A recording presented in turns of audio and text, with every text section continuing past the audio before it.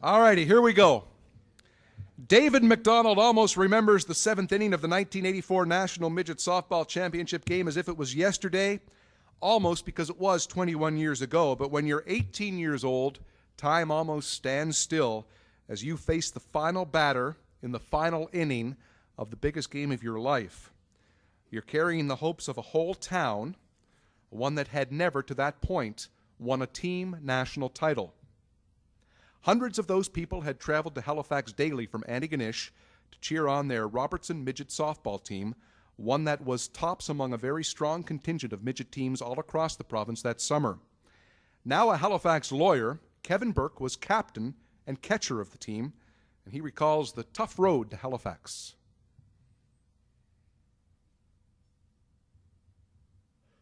There, we had to beat a lot of very competitive teams in the province, and at that time in Nova Scotia, softball was a very, very competitive sport. There were a lot of good teams with talented players from all parts of the province, and so it was quite a road just to get to the tournament. I was nervous, he recalls, of that Sunday, August 12th, 1984. I was just hoping to get that last out, but I had faith in the guys. I felt anything hit would be looked after by the defense. The offense, not seen a lot in any fast-pitch softball game, made the key plays in a 4-run fifth inning. With 2 runners on, Lauren McKay slapped a 2-run single. An error by the Quebec shortstop gave them 2 more. Then, as it had throughout the 7 games of this tournament, the defense came through. The closing moments were exciting and, of course, memorable for Kevin Burke. I remember very clearly the last out, which is probably one of the biggest parts of the tournament that would stick out in my mind, and that was a ground ball to second base. And my brother was playing second base, and I remember talking to him afterwards, and just the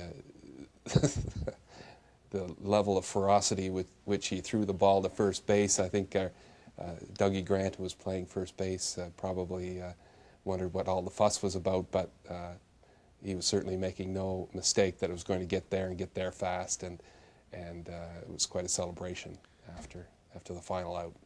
Antigonish had defeated Quebec 4-2. 18 young men, 17 and 18 years old, their coaches Ron Miller McDonald and Hugh Smith, and manager Donald R. McDonald, raced around the field carrying a Nova Scotia flag, carrying a large emblem denoting their sponsor, and wearing grins that could be seen from Yarmouth to Sydney. We never expected to get as far as we did, says pitcher McDonald, son of the coach, winner of 5 of the 7 tournament games and named tourney MVP, but we made all the plays. That they did.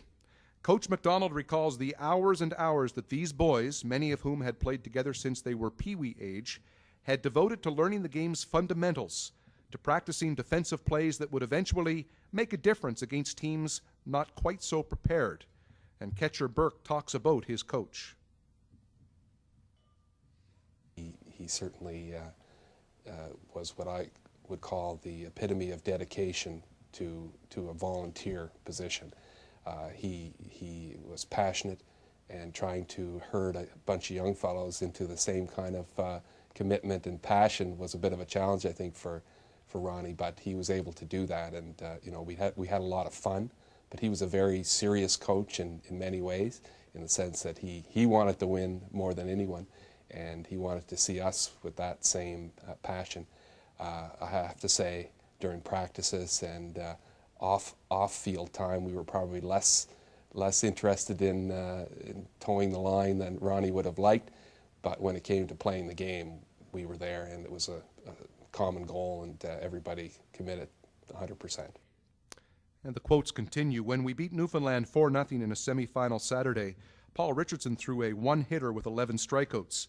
But in a scoreless game in the 5th inning, we had runners at first and third with 1 out. Hugh Smith and I, coaching the bases, signaled each other we should try a squeeze play. The batter laid down the bunt and the run scored. We did the same play twice more that inning to take a 3-0 lead, and that broke Newfoundland's hearts. He looked back at defensive plays that made a difference, like the one where they read an opposition double steal. With 1 out and runners at first and second, the shortstop cut off the throw to second, fired to the plate for 1 out, and catcher Kevin Burke gunned the ball back to second to catch an unsuspecting runner off the bag for a double play. Outfielders made superb throws to catch runners trying to grab an extra base, either at second, third, or home. And Burke remembers that defensive success. He says, "We made some big plays, but just played consistently. We got key outs when we had to." Many of the team had been part of the Eastern Canadian Pee Wee and Bantam champions.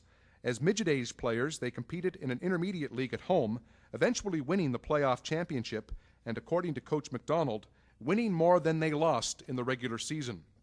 At Nationals, they won 4 round-robin games and lost 1, but came up big when they had to in the playoff round, leading to the championship game. Quote, "We never put pressure on them to win," says Coach McDonald. "On that Sunday morning, we just told them to go out and play the way they knew they could. We put out our best lineup, and everyone was just raring to go." And go they did, to a title, a welcoming parade back home later that day, and a celebration dinner hosted by their sponsor a few days later.